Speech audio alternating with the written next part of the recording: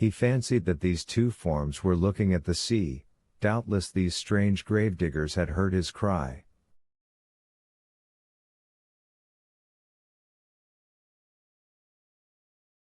Dantes dived again, and remained a long time beneath the water.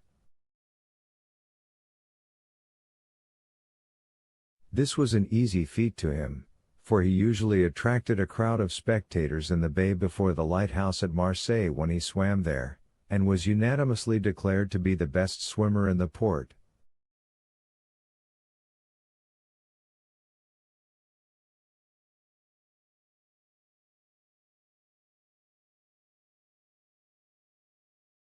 When he came up again, the light had disappeared. He must now get his bearings. Ratonneau and Pameg are the nearest islands of all those that surround the Château d'If, but Ratonneau and Pameg are inhabited, as is also the islet of Daume. Tiboulen and Lemaire were therefore the safest for Dantes' venture. The islands of Tiboulen and Lemaire are a league from the Château d'If. Dantes, nevertheless, determined to make for them.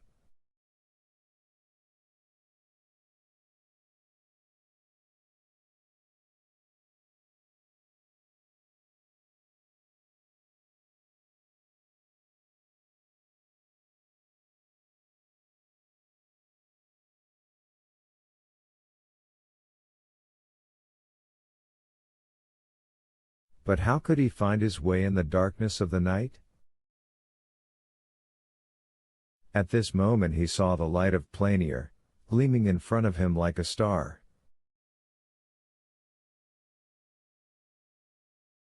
By leaving this light on the right, he kept the island of Tiboulen a little on the left. By turning to the left, therefore, he would find it.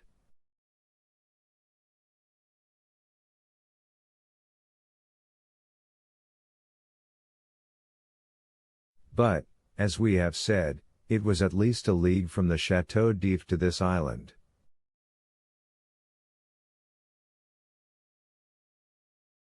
Often in prison Faria had said to him, when he saw him idle and inactive, "Dantes, you must not give way to this listlessness. You will be drowned if you seek to escape, and your strength has not been properly exercised and prepared for exertion."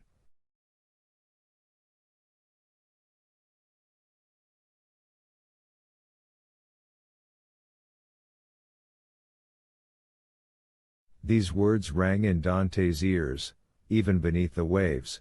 He hastened to cleave his way through them to see if he had not lost his strength. He found with pleasure that his captivity had taken away nothing of his power, and that he was still master of that element on whose bosom he had so often sported as a boy.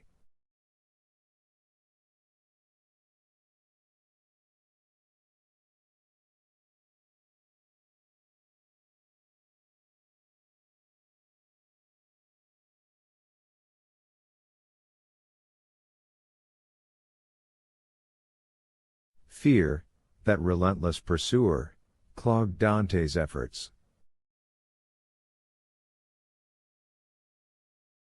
He listened for any sound that might be audible, and every time that he rose to the top of a wave he scanned the horizon, and strove to penetrate the darkness.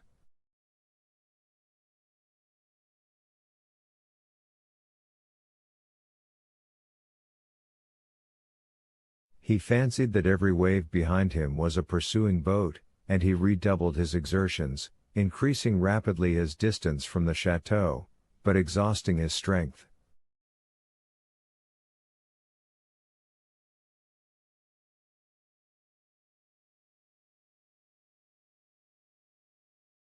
He swam on still, and already the terrible chateau had disappeared in the darkness.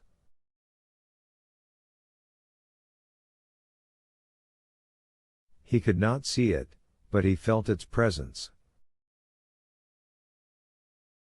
An hour passed, during which Dantes, excited by the feeling of freedom, continued to cleave the waves.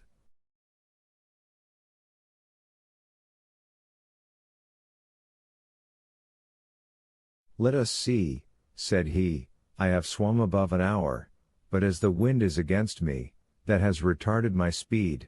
However, if I am not mistaken, I must be close to Tibulan.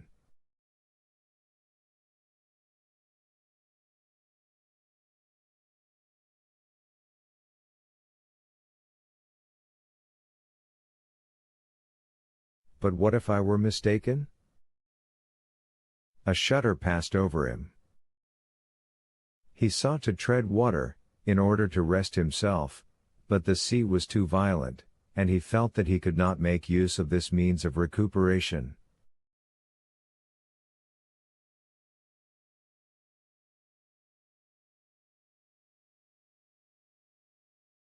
Well, said he, I will swim on until I am worn out, or the cramp seizes me, and then I shall sink, and he struck out with the energy of despair.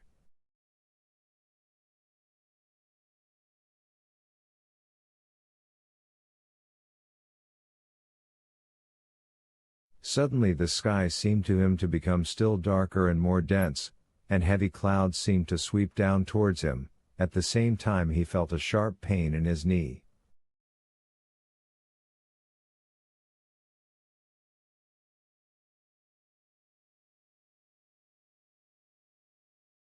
He fancied for a moment that he had been shot, and listened for the report, but he heard nothing.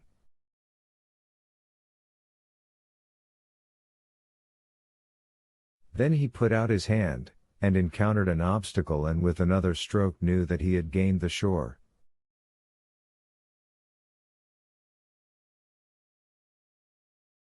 Before him rose a grotesque mass of rocks, that resembled nothing so much as a vast fire petrified at the moment of its most fervent combustion.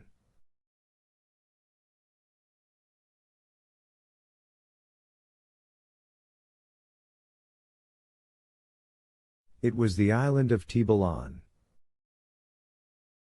Dantes rose, advanced a few steps, and, with a fervent prayer of gratitude, stretched himself on the granite, which seemed to him softer than down.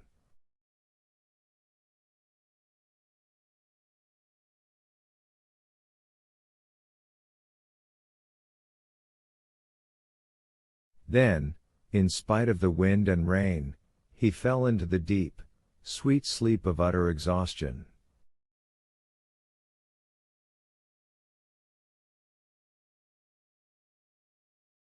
At the expiration of an hour Edmund was awakened by the roar of thunder.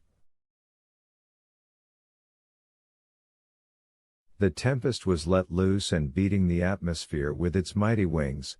From time to time a flash of lightning stretched across the heavens like a fiery serpent, lighting up the clouds that rolled on in vast chaotic waves.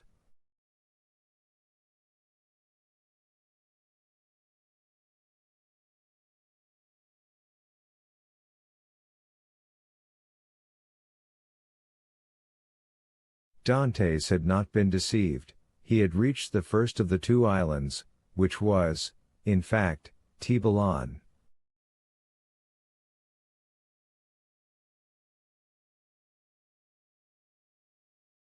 He knew that it was barren and without shelter, but when the sea became more calm, he resolved to plunge into its waves again, and swim to La Mer, equally arid, but larger, and consequently better adapted for concealment.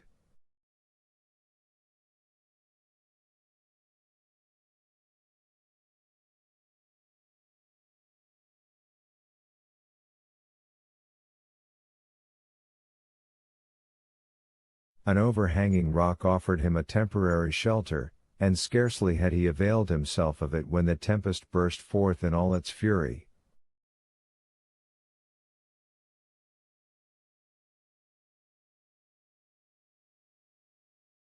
Edmund felt the trembling of the rock beneath which he lay. The waves, dashing themselves against it, wetted him with their spray.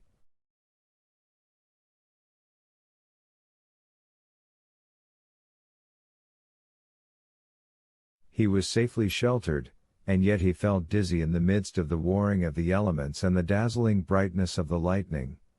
It seemed to him that the island trembled to its base, and that it would, like a vessel at anchor, break moorings, and bear him off into the center of the storm.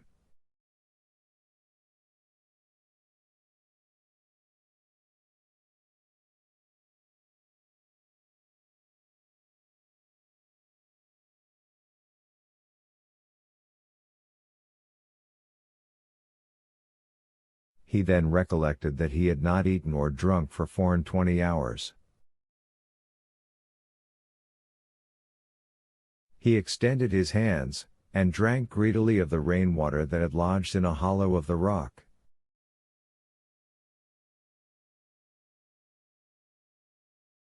As he rose, a flash of lightning, that seemed to rive the remotest heights of heaven, illumined the darkness. By its light, between the island of Lemaire and Cape Crizel, a quarter of a league distant, Dantes saw a fishing boat driven rapidly like a spectre before the power of winds and waves.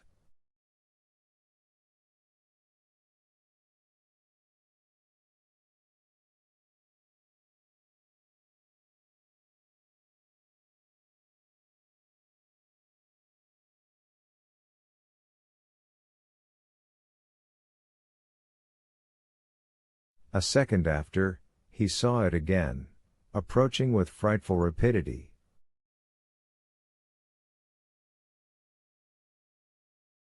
Dantes cried at the top of his voice to warn them of their danger, but they saw it themselves.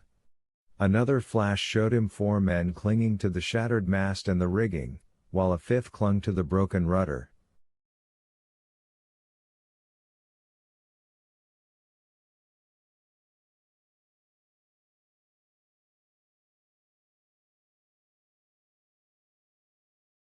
The men he beheld saw him undoubtedly, for their cries were carried to his ears by the wind.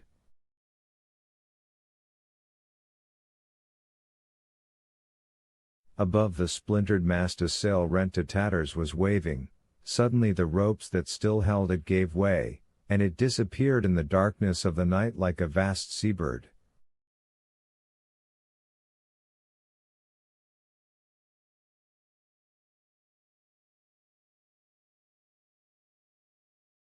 At the same moment a violent crash was heard, and cries of distress. Dantes from his rocky perch saw the shattered vessel, and among the fragments the floating forms of the hapless sailors.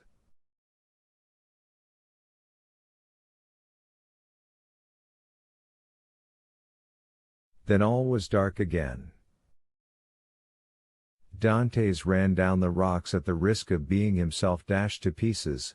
He listened, he groped about, but he heard and saw nothing. The cries had ceased, and the tempest continued to rage.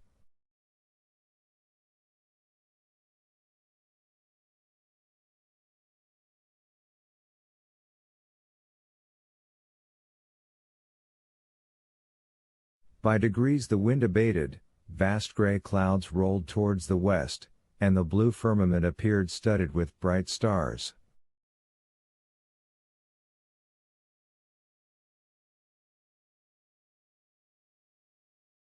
Soon a red streak became visible in the horizon, the waves whitened, a light played over them, and gilded their foaming crests with gold.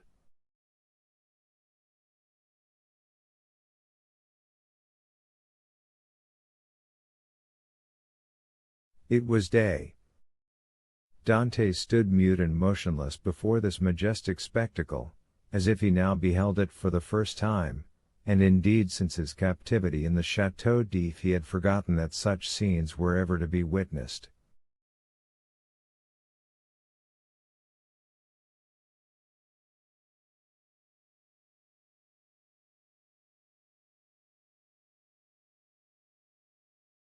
He turned towards the fortress, and looked at both sea and land. The gloomy building rose from the bosom of the ocean with imposing majesty and seemed to dominate the scene.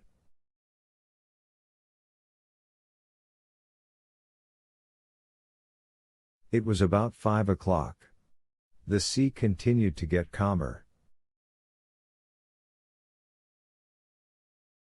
In 2 or 3 hours, thought Dantes, The turnkey will enter my chamber, find the body of my poor friend, recognize it, seek for me in vain, and give the alarm.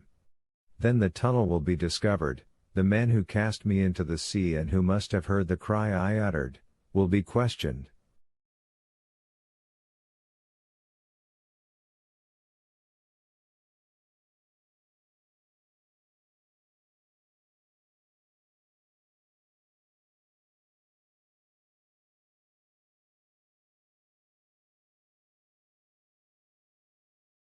Then boats filled with armed soldiers will pursue the wretched fugitive. The cannon will warn every one to refuse shelter to a man wandering about naked and famished.